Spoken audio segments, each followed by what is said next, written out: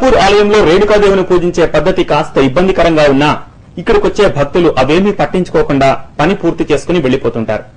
ఒకసారి వచ్చి పూజ చేసిన వెళ్లిన వాళ్లు పిల్లలు పుట్టాక మొక్కు తీర్చుకోవడానికి మళ్లీ వస్తుంటారు, లేదా మరో పిల్లోడో కావాలని కోరడానికి వస్తారు. ఈ మహిమను నలుగురికి చెప్పి కొత్త భక్తుల్ని గుడిబాట పట్టిస్తుంటారు. సంతాన లక్ష్మి స్పెషల్, సంతానం లేని వాళ్ళకి సంతానం కలుగుతాయని ఈ అమ్మవారి మహిమ. ఎక్కడెక్కడి నుంచో పిల్లలు లేని వాళ్ళందరికీ హాస్పిటల్లో తిరిగిన చాలా మందికి, మా ఫ్రెండ్స్ అందరికి కాని వాళ్ళందరికీ కూడా ఈ అమ్మవారిని దర్శించి అక్కడ నెయ్యి పోసి నాలుగుతో టచ్ చేసినట్టయితే వాళ్ళకి సంతానం కలుగుతుందని నమ్మకం. ఈమె చాలా మహిమగల దేవత అండి. పిల్లలు కలగకపోతే ఇట్లా మా దగ్గర ఉన్న వాళ్ళు ఫ్రెండ్స్ చెప్పారు, గుడికి వెళ్తే అమ్మవారి గుడికి వెళ్తే పిల్లలు కలుగుతారని చెప్పారు. ఎన్ని డాక్టర్ దగ్గరికి వెళ్ళినా అసలు కలగలేరు. అయితే ఈ గుడి దగ్గరికి వచ్చి మొక్కితే సంతానం కలిగింది. ఇక్కడ ఉన్న వాళ్ళు మహిమగల అమ్మవారు మొక్కితే వెన్న పెట్టి పూజ చేసి నాలుకతో టచ్ చేస్తే పిల్లలు పుడతారని చెప్పారు. ఇక్కడికి వచ్చి పూజ చేసాము. పూజ చేసినందుకు మాకు బాగా పుట్టాడు. ఏం కాదు, పిల్లలు కావడానికి, సంతానం కావడానికి ఇక్కడ 3 సార్లు వెన్న పెడతారండి. వెన్న పెట్టి 3 సార్లు నాకుతారు. నాకితే గాన కంపల్సరిగా పిల్లలు అవుతారని నమ్మకము. అందరికి అయినారు. మంగళవారం శుక్రవారం ఫేమస్ ఇక్కడ. కంపల్సరిగా మంగళవారం శుక్రవారం ఎక్కువ చేస్తారు.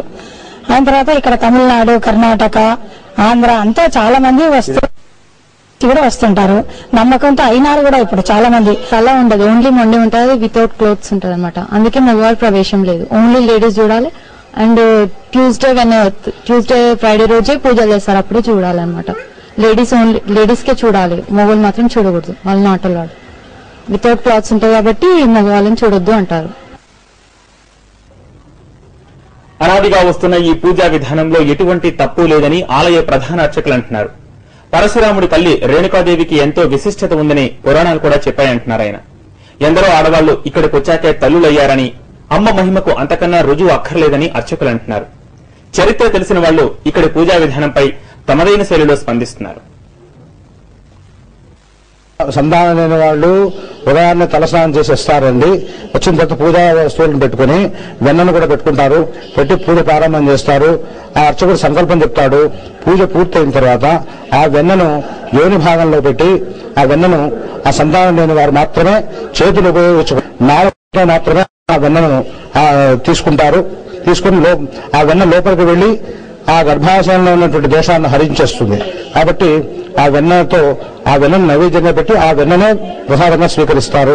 ఆ విధంగా స్వీకరించిన తర్వాత సంతానం కలుగుతుంది. ముందు నేను చూశానండి, మధురైలో, తమిళనాడు స్టేట్ మధురైలో, మధురై మీనాక్షి అమ్మవారి టెంపుల్లో ఇటువంటి స్టాచ్యూ, ఆ పేరు నాగిని స్టాచ్యూ అది.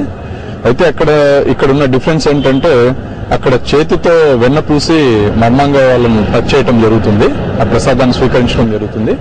ఇక్కడ మాత్రం డైరెక్ట్ గా మర్మంగా వాళ్ళను నాలుకతో వెన్న పూసి నాలుకతో దాన్ని టచ్ చేయటం జరుగుతుంది. అది డిఫరెన్స్.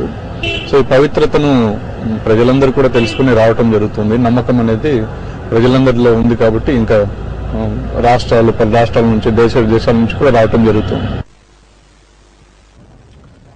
అలంపూర్లో ఈ ప్రిమిటివ్ ప్రాక్టీస్ చూస్తే మనం ఎక్కడో బేసిక్స్ మిస్ అయ్యామనిపిస్తుంది.